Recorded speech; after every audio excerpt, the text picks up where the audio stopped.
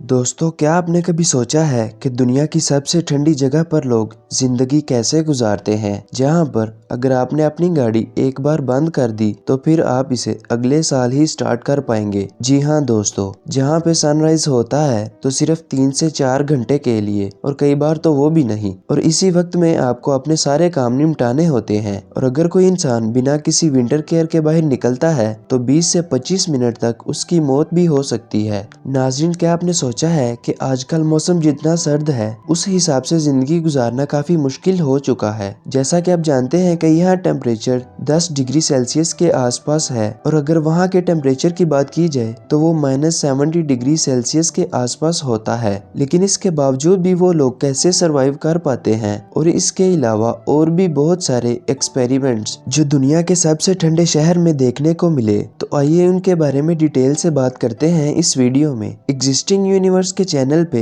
एक नई वीडियो में खुश आमदीद। दोस्तों, यकूत्स्क दारुल हुकूमत है रिपब्लिक ऑफ साखा का, जिसको यकूतिया भी कहा जाता है, और ये शहर रशिया में वाक़ है, ना कि साइबेरिया में। अगर थोड़ी मजीद डिटेल में जाएं तो ये शहर साइबेरिया के मशरिक में लीना रिवर के किनारे पर वाक़ है। इस शहर का जो हाईएस्ट टेम्परेचर है वो -70 डिग्री सेल्सियस से भी ऊपर का रिकॉर्ड किया गया है। दोस्तों, जहां यकूतिया की टोटल आबादी करीब 10 लाख है, वहीं इस शहर की आबादी करीब 3 लाख है। यहाँ पर 46% लोग यकूतियन हैं, और यहाँ पर रहने वाले लगभग 40% लोग रशियन हैं। एक सर्वे के मुताबिक यहाँ रहने वाले 40% लोग ईसाई हैं, 26% नास्तिक हैं, 13% टेंगनिज्म या शमनवाद अपनाने वाले हैं, 2% मुसलमान हैं, और 19% लोग ऐसे हैं जो कहते हैं कि हमारा ताल्लुक किसी भी मजहब से नहीं है। अगर इस मुल्क में कमाई की बात करें तो यहाँ कम से कम कमाई $200 पर मंथ है। एक वेटर या कैशियर अपने पूरे माह के बोनस वगैरह मिलाकर महीने में करीब 400 से $450 तक कमा सकता है। टीचर्स की सैलरी तकरीबन $800 है, और दूसरी तरफ डॉक्टर्स की सैलरी $1000 तक होती है। इस ठंडी जगह पर वो गर्मी का मौसम होता है जब टेम्परेचर बहुत कम वक्त के लिए 30 डिग्री सेल्सियस से ऊपर रहता है। यहाँ पर गर्मी का मौसम लगभग 2.5 महीने का रहता है, और एवरेज टेम्परेचर 20 डिग्री सेल्सियस तक रहता है। सर्दियों में दिन में उजाला सिर्फ 5 घंटे रहता है, जबकि जून में सूरज 20 घंटों तक भी गुरूब नहीं होता। यकूत्स्क एक ऐसी जमीन पर है जहाँ पर बर्फ सर्दियों और गर्मियों में भी जमी ही रहती है। इस बर्फ को परमाफ्रॉस्ट कहा जाता है, और इसकी गहराई अलग अलग जगहों पर 300 मीटर तक रिकॉर्ड की गई है। दोस्तों, परमाफ्रॉस्ट कभी भी नहीं पिघलता है, चाहे गर्मियों में टेम्परेचर 30 डिग्री सेल्सियस से ऊपर तक ही क्यों न चला जाए, लेकिन 300 मीटर गहरी ये बर्फ गर्मियों में भी नहीं पिघलती। और हैरान करने वाली बात तो ये है कि इस परमाफ्रॉस्ट के नीचे एक आइस म्यूजियम भी है जो कभी नहीं पिघलता। सरफेस से कई मीटर नीचे इस बड़ी सी गुफा को तूबियत के वक्त एक बड़े रेफ्रिजरेटर के तौर पर इस्तेमाल किया जाता था। दोस्तों, ये परमाफ्रॉस्ट लेयर है जो लगातार जमी ही रहती है, और बाहर के टेम्परेचर के लिहाज से यहाँ का टेम्परेचर